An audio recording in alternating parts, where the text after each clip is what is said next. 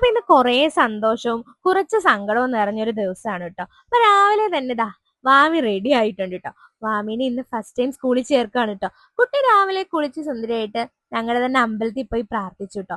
ഫുഡൊക്കെ കഴിച്ച് സ്കൂളിൽ പോകാൻ പുറപ്പെടുകയാണ് കേട്ടോ. അത് ഭയങ്കര എക്സൈറ്റഡ് ആണ്, ഭയങ്കര ഹാപ്പി ആയിരുന്നു കേട്ടോ. അവിടെ ഇങ്ങനെ വെയിറ്റ് ചെയ്ത് നിൽക്കുക കേട്ടോ, റെഡി ആയിട്ട്. അപ്പൊ പോകുന്ന വഴിയിലും ഓരോ വിശേഷങ്ങളും കാര്യങ്ങളൊക്കെ പറയുന്നുണ്ടായിരുന്നു കേട്ടോ. അപ്പൊ ഇതേപോലെ പഠിച്ചിട്ട് ആരാവും ഓരോന്നൊക്കെ പറഞ്ഞു. ഇതാണ് കേട്ടോ വാമിയുടെ സ്കൂളിൽ ചെന്നപ്പം എനിക്കും ചെറുതായിട്ടൊരു ടെൻഷൻ വന്നു കേട്ടോ.